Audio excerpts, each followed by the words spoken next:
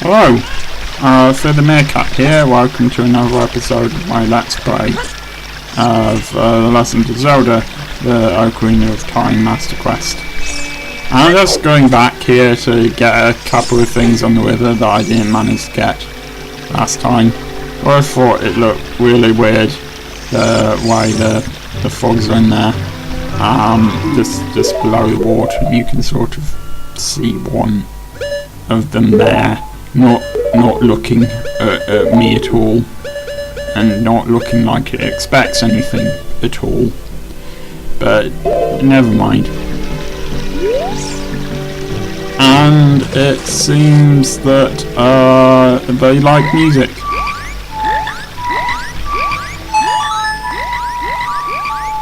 So yeah, there's a few of these that we can play at the moment. You're really supposed to have the first 5. Including a Song of Storms, which we can't get till we're an adult, or at least until Link's an adult. You know, maybe you're now, maybe you're not. I don't know. But anyway, so we can't do that yet. But might as well surf a few. It makes them bigger. I don't know why. It's weird. But this is a great way to get some extra rupees as well. And it's a really large one, that's the one that you can see in the water, so that's sort of cool, I guess. Really, this is just weird. I've never heard of music making frogs bigger.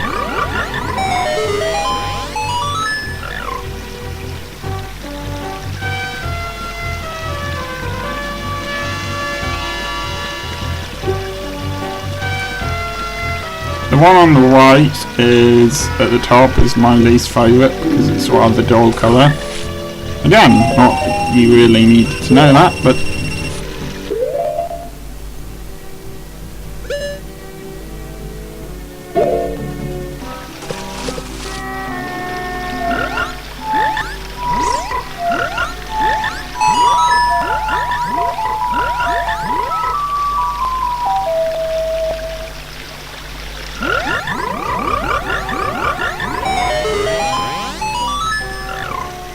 it's pretty cool just looking at water. I mean, real life water, I think. It's got an almost hypnotic quality, I feel, just looking at flowing water.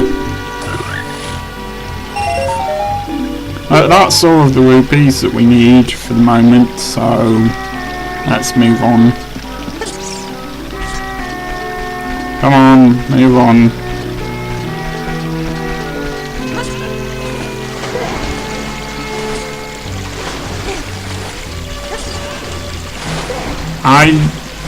I've accidentally seemed to sort of fall into the water like that. That's quite annoying. I thought that I would be able to jump around the fence, but I couldn't. This is quite annoying because it takes you along, and then I thought I'd show off the how interrupting me. It could go into the water and pull me up out of the water so I don't completely flow out of the area. But no, it simply pauses me so that time does not move on. So I am frozen looking at it whilst in the water that is strong enough to make a human child be pulled along by it.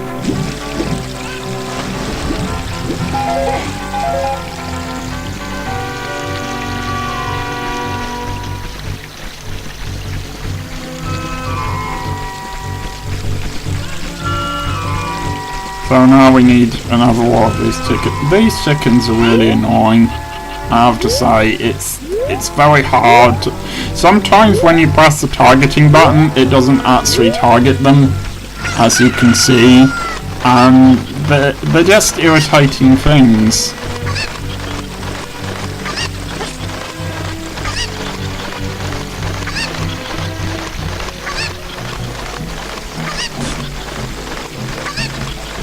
So I wanted to apologise just for a minute about last time, and sometimes my voice can be quite quiet, and sometimes it can be quite loud, and that must be annoying for you. So I pulled the microphone closer to my mouth last time, but I realised that must have been very loud for you, particularly if you were wearing headphones. I don't really know how loud this recording is until I've actually recorded it and then listened to it, and so I sort of have a choice between recording it again or just kind of leaving it.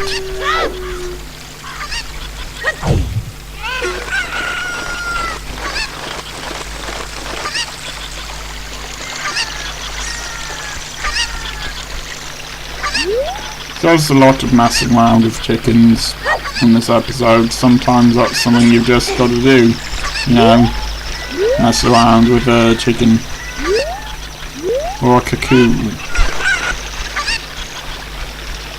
So you sort of have to get to the right price here. Basically, when you look down, you should be able to see it. You got a brief glimpse of it there. I decided to cut out a little bit of the travelling, but basically you'll figure it out. You just need to be looking at the white bit of it, and once you get that bit, you'll be able to see how to get up on here if you're playing along with this. I actually cut quite a bit out of this episode as well, not because I made a lot of mistakes, I did, but I left most of those in, but just because the episode overran by about 10 minutes. I wanted to get a lot of stuff done in this episode. Now, I do not recommend this, drinking this milk when you have full health, but the fact is that you're going to be able to catch a fairy in a bottle in a minute, and that's much more useful because the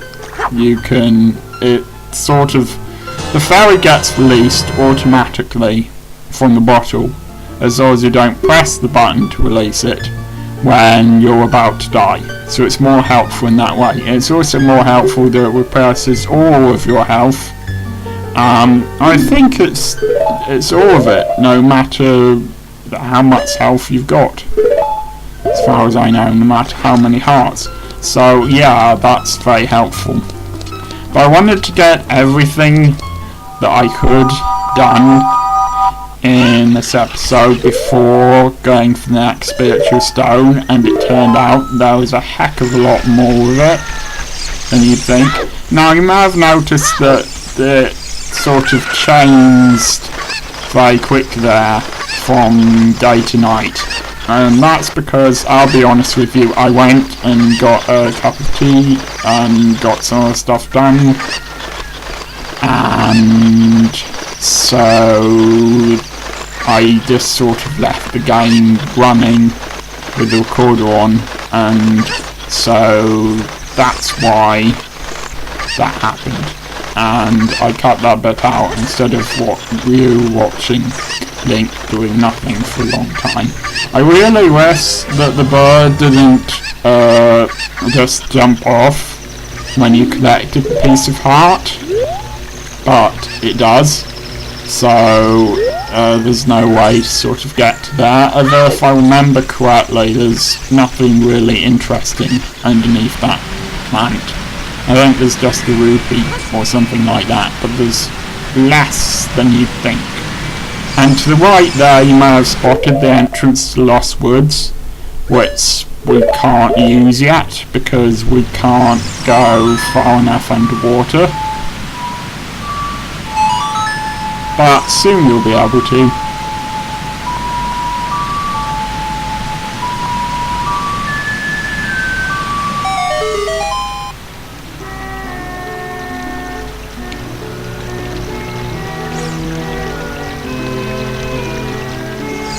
I'm not sure if you can actually jump through a waterfall without the water and gravity just taking you down to the bottom of it, but yeah, that's physics of this thing.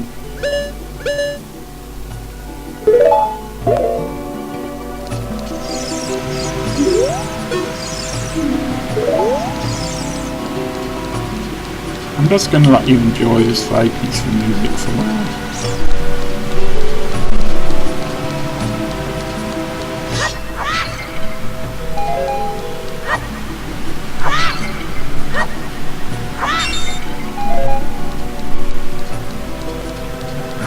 This is one of my favourite pieces of music in the game. Now, mine has incredible slowdown at this point. I don't know if it's still on the video whilst you're watching it, but that's the Zora shop, where you can buy lots of things that you can get for free anyway, and I'll be showing you how to get them for free. So don't bother going there. I thought I might as well show it off since I'm here. So if you ever do need to get in there for some reason, then that's where it is.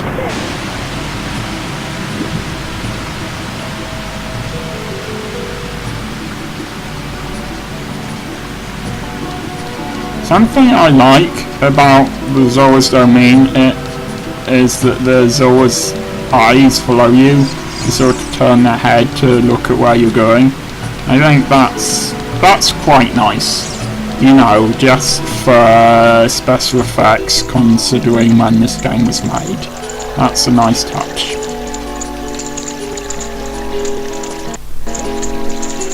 You need to get all of these lit once, so it's useful to work out where all of them are.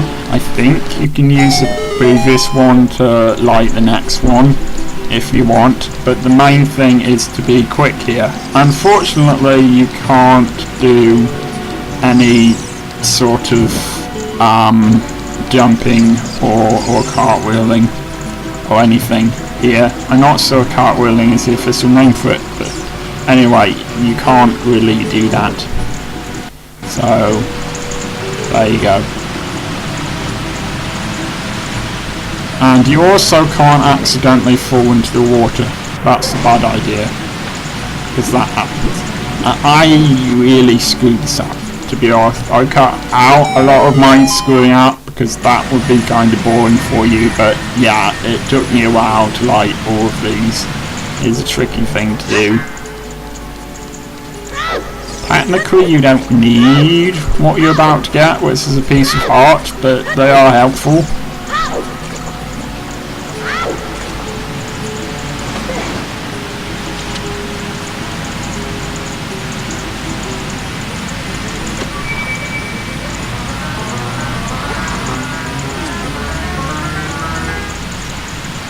I like how it's just to physically climb almost into that.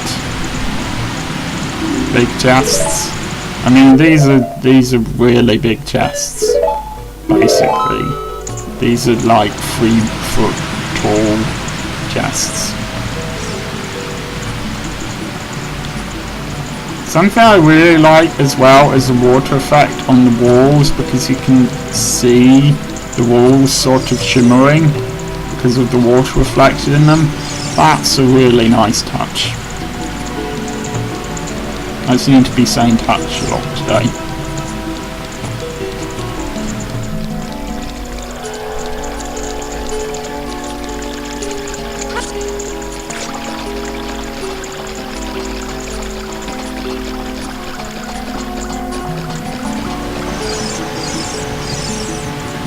I don't work out how tall the Zoras are though.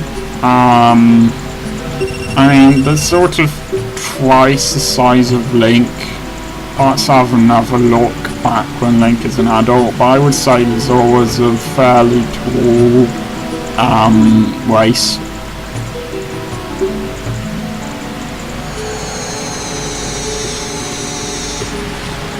He has sort of, it's a weird job he's got, isn't it? Just kind of waiting for someone who isn't a Zora to come along so he can do this.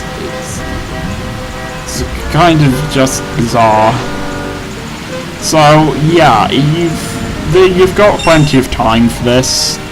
Something that's quite helpful is to look at your shadow and try to get your shadow lined up with the rupees down there. Another thing is, whilst you're down there, if you can't quite get it, just sort of move around a bit underwater, because you might be able to get it with your head, whereas you couldn't get it with your feet, if you see what I mean. But look, see, I did that in about 10 seconds. I could have done it quicker, so...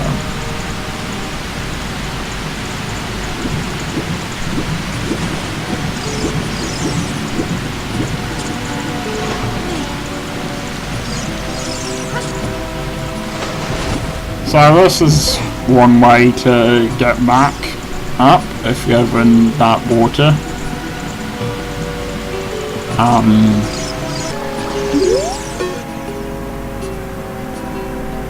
Look at that sort of shimmering effect there, that's nice as well. But yeah, you must just be waiting here to fling those in for anyone who isn't a Zora. It's just kind of weird, and so is the fact that the scale is inside a weird kind of bubble thing. They don't look like it's scales covering their body, really, as I suppose from a distance fish don't really look like that either. But they sort of look like they just have white skin. Obviously, I'm not doing quite as well with the utterly irrelevant but still entertaining comments that I managed to make on the last episode, though I say so myself. I was in a good mood, that probably helped. So yeah, I am gonna try to... I don't know. This is Let's Player's curse here. It took me ages to do this. Yeah, I wasn't even doing this live because I knew I wouldn't be recording the commentary live, so I have no idea why the Let's Player's curse affected me at all, but it did.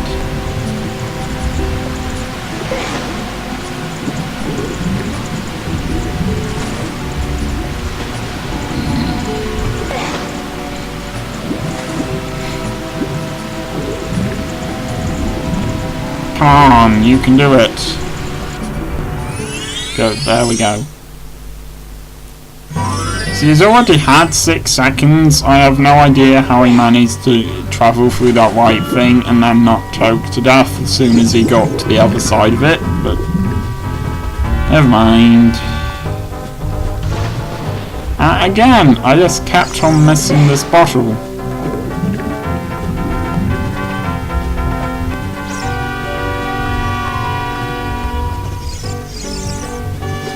So, since I don't have a lot else to talk about, I might as well talk about the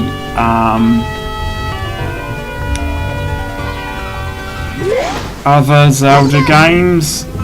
I might as well talk about Oracle of Ages and Oracle of Seasons, which I can just sort of talk about both of them at the same time because they're practically the same game anyway, which is something that annoyed me about them. They're certainly not my favourite Zelda games. And as usual, I'll be stopping and interrupting myself once every few minutes to explain something. So look out for that.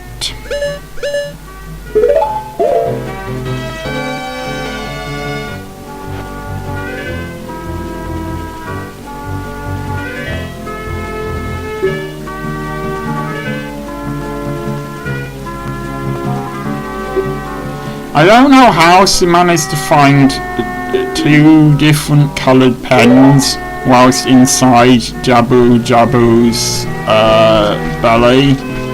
Jabu Jabu being a giant fish and she being something that doesn't need clothes and doesn't really wear them, so there was nowhere for her to really put pens.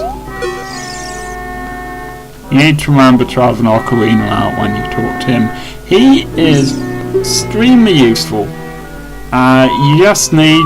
make sure that you either write this tune down. You don't have to use the same notes I did, and I use one of the most boring tunes humanly imaginable, because that's the tune I've always used when I played this game.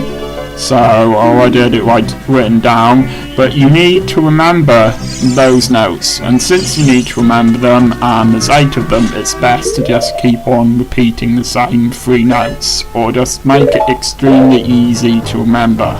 I'm urging you to do this, or if it's the best you can do, write down what the notes are. Trust me. But he can help you get to certain places that you wouldn't otherwise be able to get to. You won't be able to do that until you become an adult, but yeah, it's helpful. And again, there's been a change from day to night, and that's just because I cut out a bit where I went to talk to the Zora behind him, and I mostly cut it out because of timing reasons and because he doesn't say anything particularly interesting. He just says, I think something may have been washed down the water even, and into the lake. And that's the thing that you just got, so there's no point in asking you, it's just a bit of a hint. It's really hard to Z-target this guy.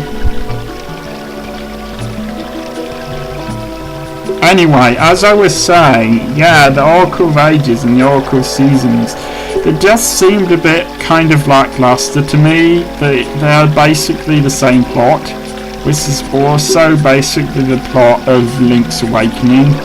Kind of, and this, in fact, they have sort of the Great Deku Tree, who isn't quite as great in that, and is female as well, but not particularly interesting, but sort of the evil wizard character who captures Zelda, so that's not that interesting. Man, this thing moves slowly. Although, to be fair, its legs look like if it wasn't sitting down, it would crush its own legs with its own weight. It's gone an extreme version of Weight Watchers, this creature.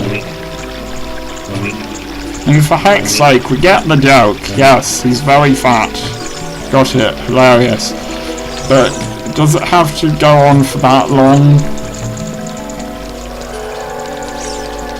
So yeah, another thing I felt, well, there's this bit with lizards that's quite cool. Well, they sort of look like lizards, they sort of look like aliens, and they're on an island in both Oracle of Ages and Oracle of Seasons, and they steal all of your stuff and then pretend that they found it. So you need to get it back. And that bit was really cool. I wish those wizards, lizards, wizards, who knows. But I wish that they had been in more of the Legend of Zelda games, but they're not. Now, you can buy fish in the shop, but as I say, you can get them for free by just capturing one in a bottle. So, for me, it's best to use the 3rd bottle you get, because there's nothing in that once you've talked to King Zora. So there was that, but I felt as well, I thought that sort of being able to change the seasons / change time, which seems to be a big sort of theme around some of the Zelda games, I thought that was quite cool and quite well done, but it's not like it's the only game that's done that. Pretty much all of the early Zelda games have some sort of combination, including this one, of an early section and a late sort of section, if you see what I mean, where you can change between them.